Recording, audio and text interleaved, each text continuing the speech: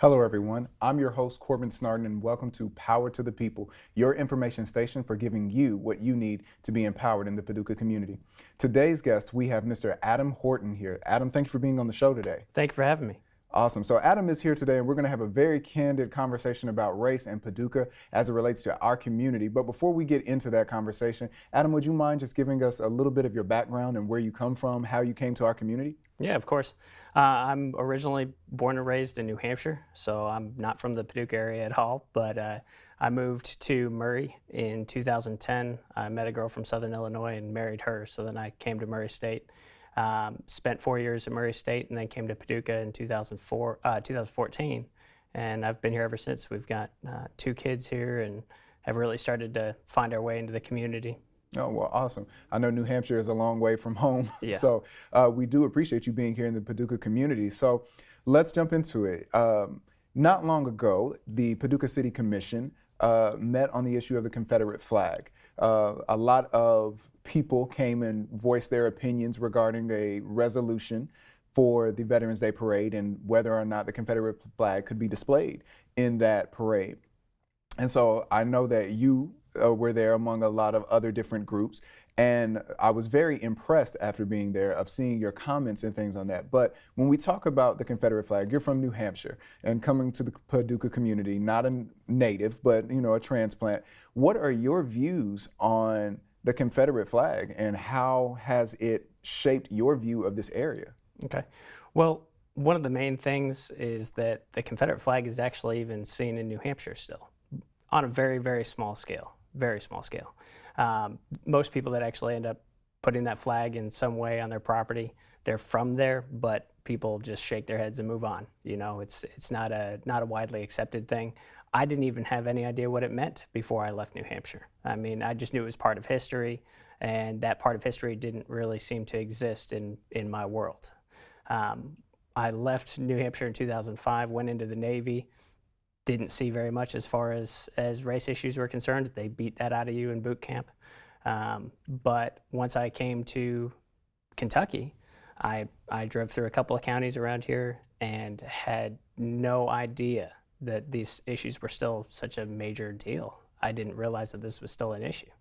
So when I came to Paducah and I have to drive past a giant Confederate flag every day, I try to explain to my kids what that actually really means and what it is, what they're flying there and why they're flying that. And that's a hard deal to explain to a 6-year-old, especially when I have 4 nieces. Well, we've discussed this earlier, they're half Haitian. So they're children of color in the United States. So they're entering a world that it's going to be tough, It shouldn't be. We should already be past that. But the reason I spoke up is because I want my nieces to live in a world where they have the exact same opportunities as my sons who are white. That's the only reason. There shouldn't be a difference between the two. If my son wants to be an astronaut and my niece wants to be an astronaut, they should both be fighting for that same position, right? So I think that we're at a point now where we just need to put our foot down and say, enough's enough. I agree.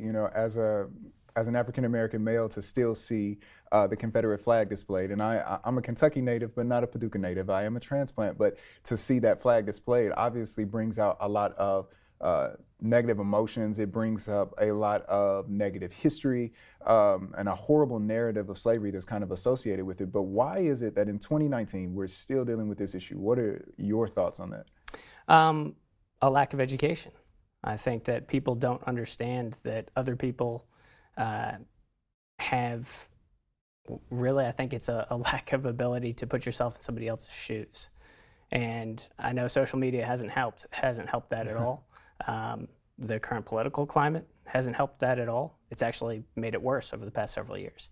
So if people aren't actually educated and put into a position where they have to really be shown and forced to understand the problems that these things cause, there's not going to be any change. So you can't have one person on one side and one person on the other side and have these sides battling it out forever, right? You have to have some way to sit down and figure out your differences, which are not many, right? Figure out your differences and move forward and make this a better country.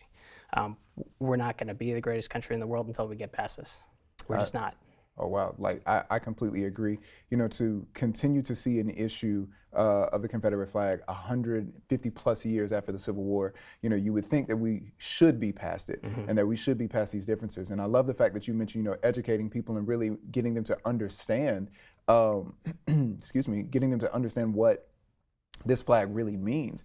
I would say, as a counter argument to that, just to play devil's advocate in the conversation, that there is a group of people that they may or may not know the education on it. They may or may not know the history around it, but the narrative that is spun is that, well, we want to honor our ancestors. We want to honor our heritage.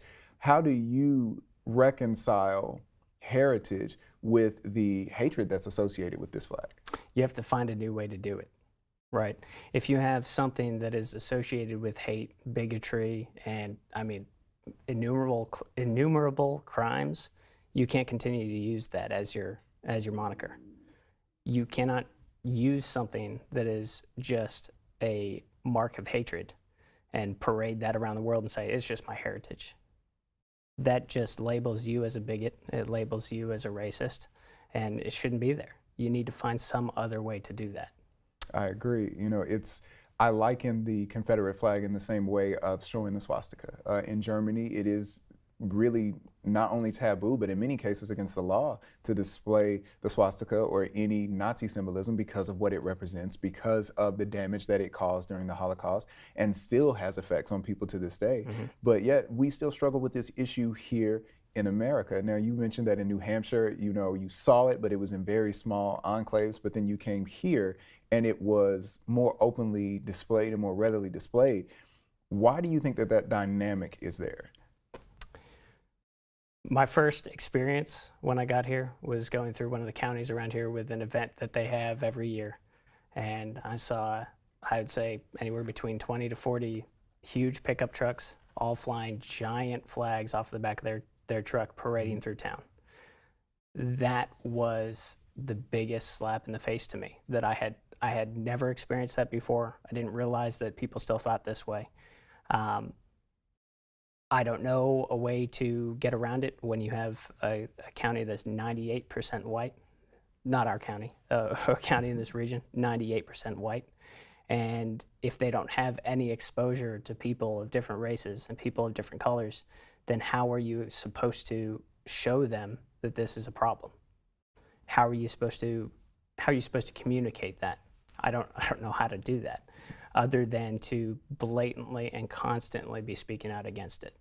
Awesome, I agree. You know, lack of exposure, I really feel, is what divides some of us sometimes, because we don't see a lot of people that look different than us. You know, we tend to associate with the people in our daily lives, and we never get the chance to see someone of a different ethnicity sometimes, of a different nationality, maybe speaks a different language than we do, has a different religion than we do. Of course, people are entitled to their opinions, but we live in a very global society. We live in a very diverse society.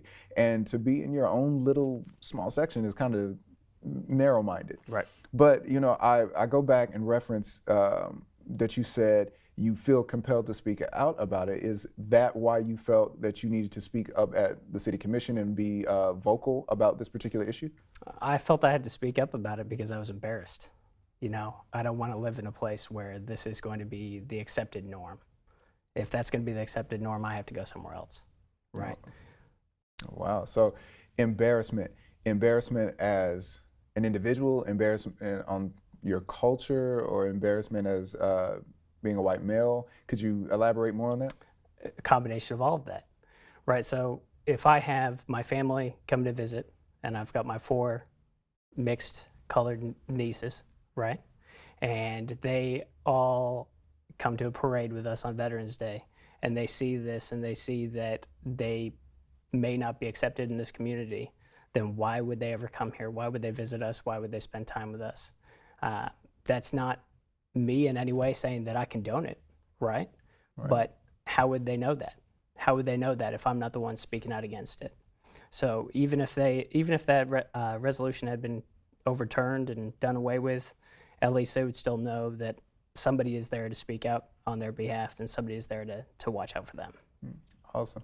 So staying in that same vein, of course the Confederate flag is displayed in several areas in our community and surrounding counties, but also there is a lot of Civil War history here that honors Confederates. Do you feel the same way in regards to Confederate monuments, Confederate statues, as you do with the Confederate flag? In some aspects, yes. In some aspects, no. So I think that there is a place for Confederate statues. I think if you have a Confederate monument that is showing that this battle occurred here and that this person was in charge of this battle and led the Confederates to victory in this place, that is a piece of history, right? That's not going anywhere. That is something that should be there. However, should it be displayed on federal or state property? I don't think it should, because that's not what we're here to do. Right, we're here to move forward and to really move on. I mean, figure out a way to move forward in such a way that we can actually get together and agree on some things. So yes, history has its place, and I'm not going to ever be one to say that we shouldn't look at our history and research our history. But the most important thing about history is learning what not to do next time. Right? So if we have those monuments and we have those statues, we can use those to teach our children what not to do and why this was a problem in the first place.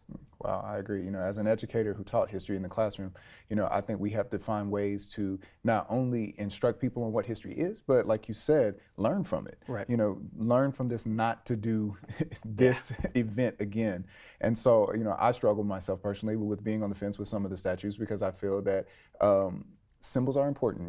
What you display is important. And so just like you display the Confederate flag, what is it that we're saying if we display the Confederate flag? You can say heritage, but it might represent something else. It's the kind of go back to the argument of displaying the swastika. You can say you're not a Nazi, but if you have a swastika, you're kind of telling everybody that you are. And so with the statues and things, with the Confederate flags, as a black male, I feel that, some things do need to be left in the past, but we do need to learn from history. So when you are a member of this community, again, we know that you're a transplant and you're seeing this, how are you, outside of speaking up, you mentioned that you have children yourself and that you have nieces who are of mixed race. How are you, outside of speaking up, educating them on how to be better individuals and bring people together? My children themselves? Your children, your children themselves. So as far as the community is concerned, I'm still looking for my spot, looking for my way to actually benefit the community in such a way that I can help move things forward. Haven't found that yet, still looking. I'm open to it. But as far as my kids are concerned, we just have open conversations about these things. My older son, he's going to be 11 this year, and he has to know that this is an issue, that this is an ongoing thing, and he has to know that he needs to be the one that speaks out against it if he sees it in his school, or if he sees it on the playground, or if he sees it, in a conversation outside. He needs to be the one that can stand up for that. And you can't do that if you're uneducated in that area. It just rubs off on you, right? So if I don't explain to my son the history that we've gone through and how it affects him and how it affects his cousins, then how can he ever have a discussion with somebody and help mold them into having an appropriate idea of what is actually going on in the world? Yeah, I definitely think that that's a good way to do it, especially encouraging children to speak up. Oftentimes we know that children can be cruel, as their nature tends to lean towards, and just some of the things that children will do, sometimes in ignorance, of just calling people either hurtful names or displaying hurtful images and things like that. So I definitely think it's a good thing that you're educating your children. When we look at the community as a broader scope, I know the Confederate flag is the issue that we've kind of honed in on, but how do you feel about Paducah as a progressive or conservative community? Where do you feel like Paducah lies in on that spectrum concerning race? I feel like we still have some lines in the city, right? So you still go around the city and you can see a direct line of where you have some middle class or lower middle class income into an area where you have low income.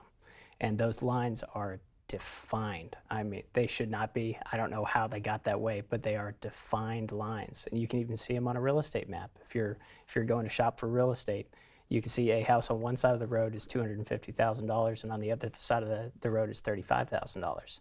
And that community ends up being typically, overwhelmingly, people of color. I don't know how it got there. I don't know how this has become the norm, but there's got to be a way to progress and actually get out of that being the norm, right? What is the poverty line this year? I think it's $24,000 for a family of four. Yeah. Right. That's if you're earning $12.20 an hour, then you're over the poverty line for a family of four, right? How many people do we have in these neighborhoods that are actually making $12.20 an hour? I would argue a small handful out of a couple hundred people. That's indefensible, right? So if we're saying that we're trying to advance the community, we've got to find ways to do it. And at this point, I still don't know what they are. Still got to look, but at least somebody needs to start having that conversation. I'm willing to do it. I mean, but I'm not the one working in the city commission. I'm not the one that's actually able to make those decisions. So somebody really needs to step up. Oh yeah. So I think we start with the conversation, just like you and I are having. I think conversation is the springboard that gets us to action, so to speak. And so, I applaud you for, exercising your voice at the City Commission, which I believe that all citizens in the community should, at least in some part, in some way, participate in the community. City Commission meetings are a great way to do that.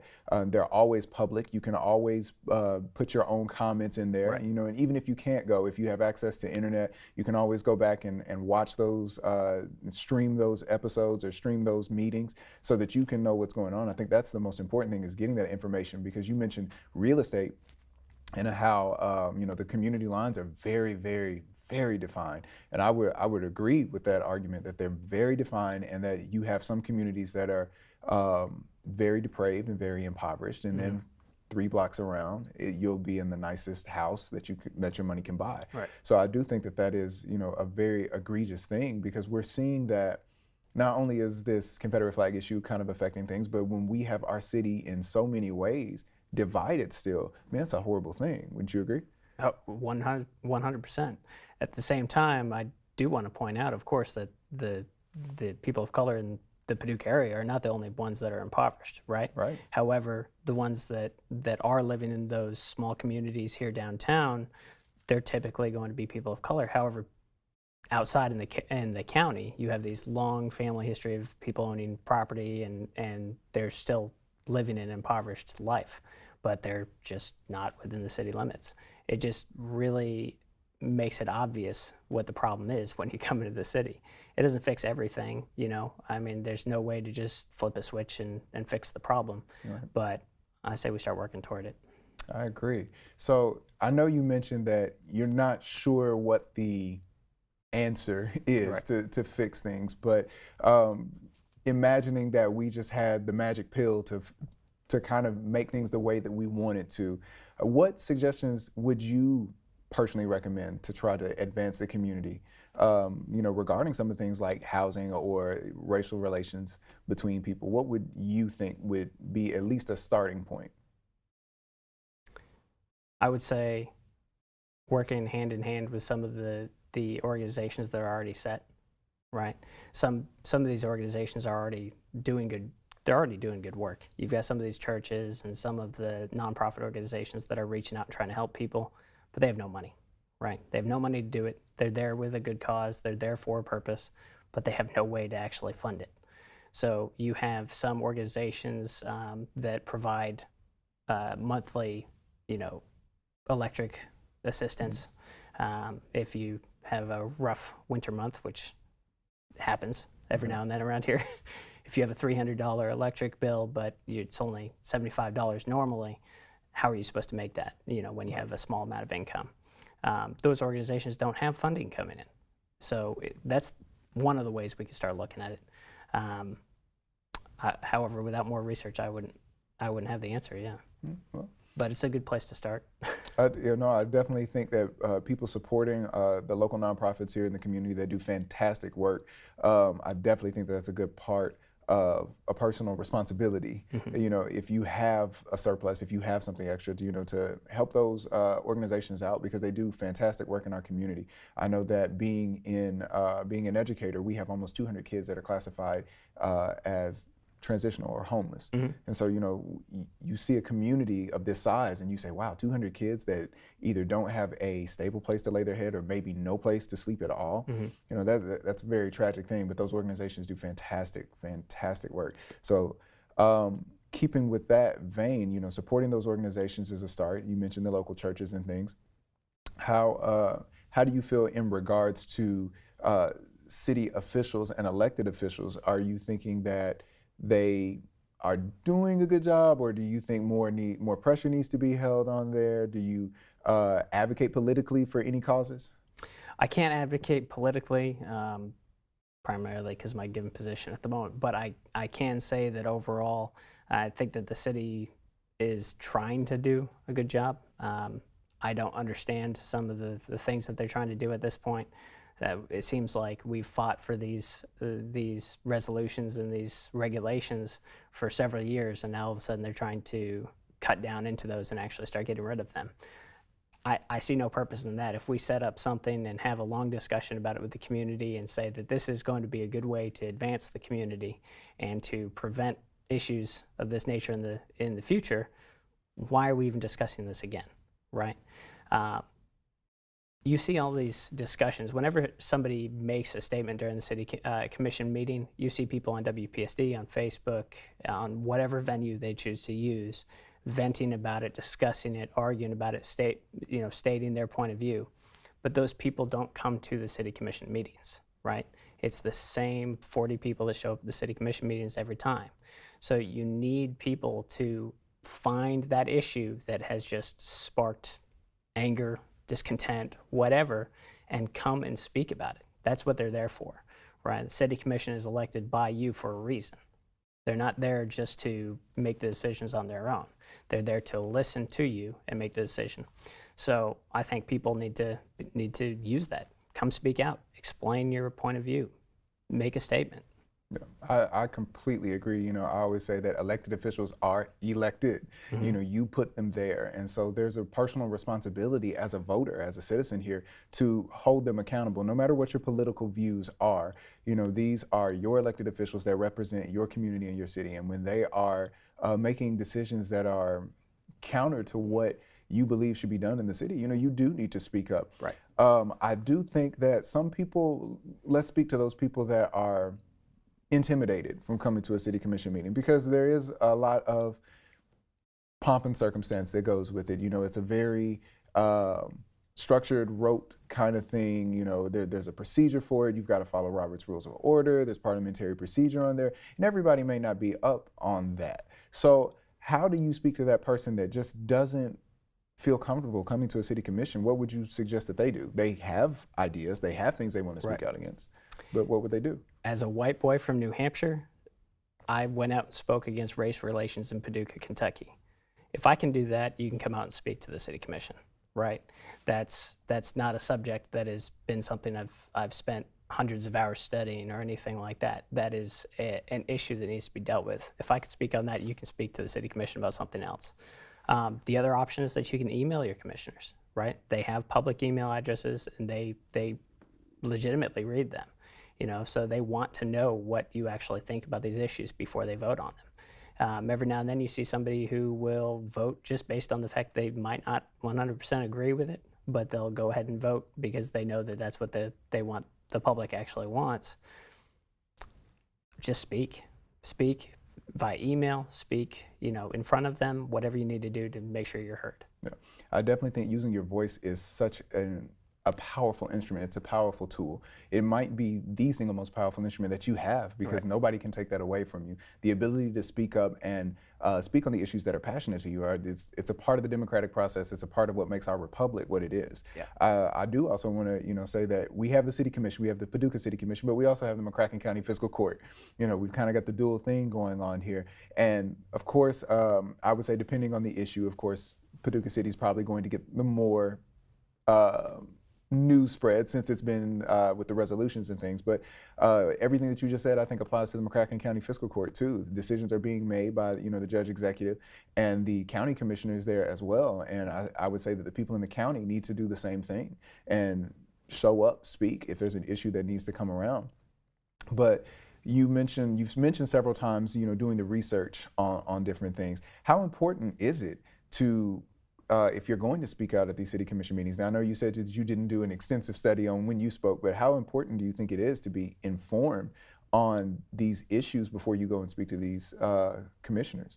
Well, if you are arguing a subject and you get one fact wrong at the beginning of your discussion or your statement or your argument, it just removes your credibility from the discussion in the first place. So you actually have to spend some time to research, to understand what you're discussing in order to actually have a real shot at being heard. People shut you off so quickly, especially in today's world where they can just skip on YouTube or do whatever. But make sure you do the research, make sure you look into what you're doing before you actually speak out against it, and try to get an idea of why they're discussing the subject in the first place. With the Veterans Day resolution, that was hard to figure out why they were discussing it in the first place, and that was the difficult part, was just to try to figure out what you're actually arguing against. But if you can research it and you can spend the time to look into it and write out what you feel and what you believe, it's not that difficult to do it in a short period of time and go speak. Yeah, I agree. Having your platform together, having your information and your facts together makes your argument so much more compelling, and it actually moves people to actually do something, to make a decision. And you're right, one small error, one small fact can throw the whole argument off, can throw your whole point off track, and cause whatever you're fighting for to be lessened from. So with the remaining time that we have left, I just want you to take a couple of moments, 30, 45 seconds, and just encourage people out there with any words of advice that you might have regarding bringing our community together. Okay. People are different, they're diverse, they're wonderful, right? In Lowertown, you have people of different races, you have people of different sexual identities, you've got people that are wealthy, people that are not wealthy. You have every different group of people all in that small area, right? If you want to see how something can work as a community when you have that diverse grouping of people, go check out Lowertown, right? That is the community that I want to end up being in. That's the place I want to live, right? Because if we can all work together and we can figure out how to make this happen, then we can truly, truly be a fantastic area to live in. And we're not there, we're getting there. But I would say if you want it, just start fighting for it. Speak out and actually be heard. All right. Well, thank you, Adam, for being on the show today. And we want to thank all of our viewers who are out there for watching us today. So catch us next time on Power to the People. Thank you, guys.